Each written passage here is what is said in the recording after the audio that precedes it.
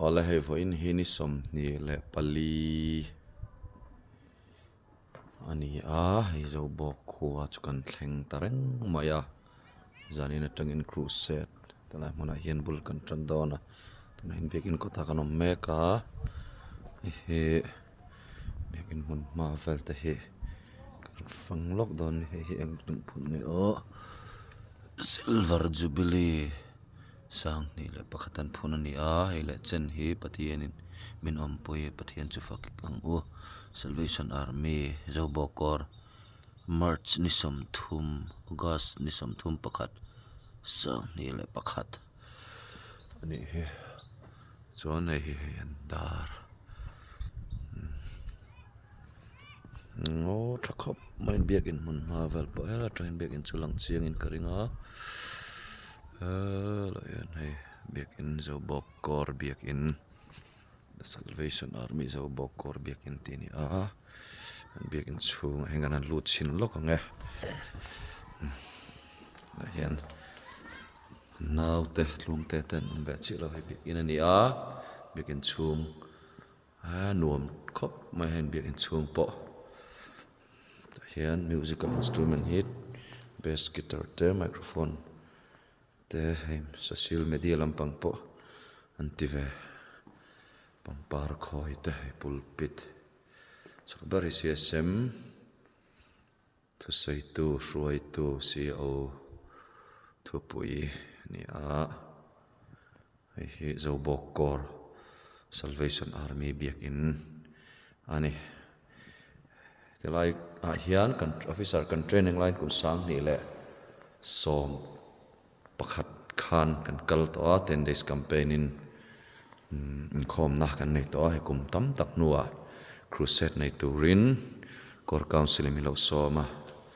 zanin atangin Rawngbawlna kan nei tran le dawn ani an rom khop mai chuan an chuak anga biakin hmun hma te hi hel notice board ma he gallery sauna ni an kalmun melwak lo ni gallery tak hi chu hela hianin pheila an ila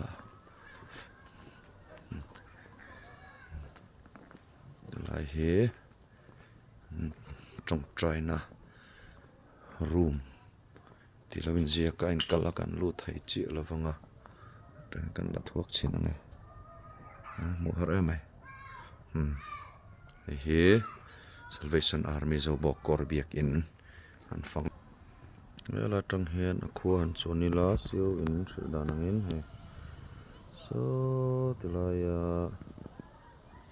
a chung hring sa siu quarter ani a biakin tang hian a hlalo tuklo minute ni khat kal ver ani a kod zol rom tak an nei hi Zobawk Corps ani hei Zobawk Corps biakin chuni he nom don khop mai le voin hini som ni pariat ani a tiang den main khom Sunday chokma kan khom bang che hei CSM te na kan lo don in he te la hian hei fel tak pan hi an lo thuan lo ti ni o CSM te na pubula ni a video koran siam lok don na hei CSM te na hanin khom bang han lu ta thingpui kan in don ani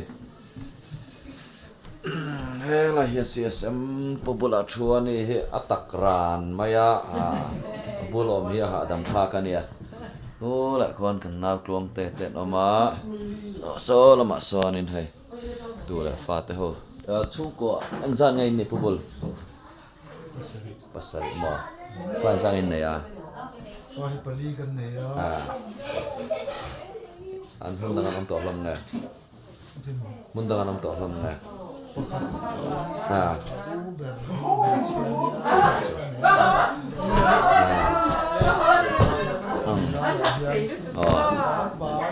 ani so ni puen nei ve to mi phir chuan ei tur lampang mo ngor o rồi thì sao hiện cái là lạc lo hay hay bắt chum cái ấy đòn này hay đi đòn khóc mày phải lom khóc mày hay lại hiện này nấu còn bật này anh nóng bọc á in khom em với in anh nồi miên tiệm làm em Su Sunday chọn nuôi inkhawm bán này home visit này lockdown hay siêu pa havin lại hiện in trên gần cal toa in nị ra gần cal lệ đó nè anh muốn khóc mày hay Zobawk Corps home visit gần này lockdown này hết bầu ruột po dâu nuông cho khóc mày này hiện gần RS pu zam lawa tay nè cal đó này trong tay home visit thì nuông mấy tiệm nuông mấy lộc bị khóc mày hay Biaka rót sâu mấy nghe đi ha phép tàu cái sáng tên này Rawngbawlna thì tối nay hiện muốn tết qua tara hay là mà hiện ấy tuổi nói ta cần xem mà này lại chỗ lúc này là mặt trăng in ấy tuổi tên mình kinh á già nè cụ sẽ Chhimtu rin Biaka poison thu mà inkhawm to cái sáng tây dần bị inkhawm to bọc anh lom lẽ anh này cái là mà hiện tôi thấy cái đoạn video lockdown cái gì xí té cái làm xí mi té hậu té hay Tluangtea lâu là nó chắc vậy là cái đặc sắc luôn à lần hiệt cái sai bụi té hậu cái ngày nôm chuyện em testimony tới cái ngai thả khi lại hiện siêu nụ lại siêu pa thay rồi là về lại sống à lo cần là ngai đó ai vót thì thấy đâu mấy ông mà lại bị testimony gần ngai tháng lọc khá khóc mày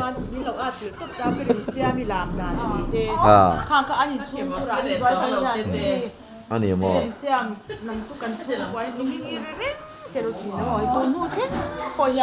siêu pa rồi thua về đó lọc khá khóc mày hay hay gần cho mẹ tuổi tôi đón khóc mày với lại hi cho mình không bật tôi là tạo đón à he arsa Kashmiri chicken thì bị cái fry của cái xẻo lại là mà bola đã sang được tốt khá là rất xẻo thì đón khóc mày hay soi tụt rừng tới nè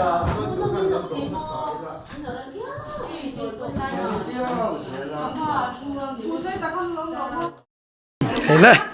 Zobawk crusade cái này chú dân in top dân này te nuôi te mình ngay đó em hay te hay siết bụi nó soi tum soi lẹ là vậy cần siêu nu sang bụi te ngày ông đón khóc mày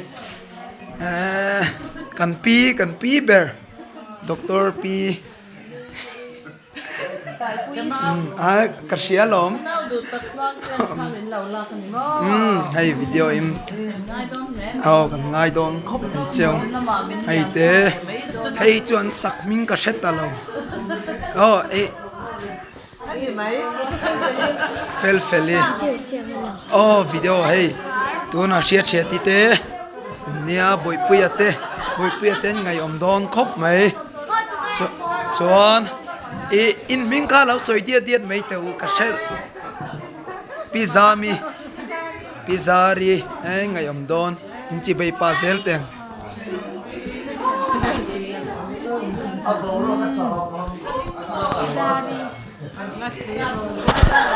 kiên đi mày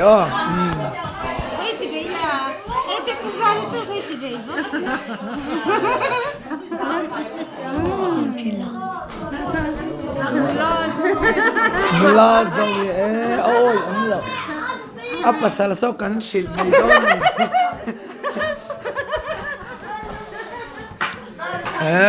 siêu pa Capt.Muantea kan speaker Captain la rin mo ya te kan pu te ngai om don he mai Kui comment ta che kum som ko pali ni to abeng la chha ka mo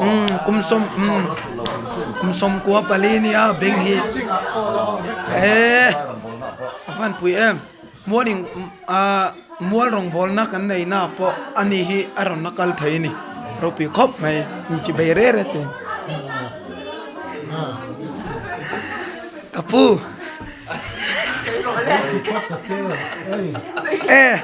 hey po chi bai le mai teng ini na choi kha tui me kan pu po ngem do ne kapu kia kalau zon lok cheo achira inu puin mo nula ain tien te kan ti don ai piang chu ni mai lo ani mai lo oi chi bai sim sim te ka pisang te thấy như sao là pisang pui poi khop mai Jessica nia. Pi Jessica. Zo du te de yem. Nghe kan Rawngbawlse tu ra hian thu cha du te min nei em Tharau thiang mun khamo kan sui karina ngai poi mo bel kha kha in chak na tur ya tharau thiang hin len Rawngbawlna ze lo tu tiang chuan Rawngbawlna kha ze lang men ze do ne kapir mi Tharau la ma princess queen Nampa. Anh xì rống lẩu. Vàng cho nên Pathian bạc cho một tí sọc trong tóc mình. Pu, nang về. Nghe, kan zanin bawruak chu anuam itiem. ro pui do mai ka tin thin hele ya ti kha tin Farau pui em, chi bai ve le re reng o. Thiên se kapute nghe zanin attention kan pe thaim aro pui khop mai kha de gang bo ro kha kan tong kha ba Pathian thei aro pui alo lang ta se ta ni chuan kan tim tan ya kan le zel na tura te du sakna te le kan kal zel na tura min fui du te nei em ko pin Pathian rong te ro se la se la te dam na te se la so Krista se beri hom tura ral do sel turin du sakna kan pan cheu ni kan lo me o committee na mi lo share reng ro ye zanin hi bawruak te nuam ti em ikwang putzara mo kan hei ro alim khop mai ingai don mange enge kan kal sel na tura hian du sakna te le fuina thu te min cha du em Pathian Hmun chatak mang zel turin Rawngbawlna zel da sana sana che kan lo me o kan Zobawk Corps to ka dang lo da chu lam khat mo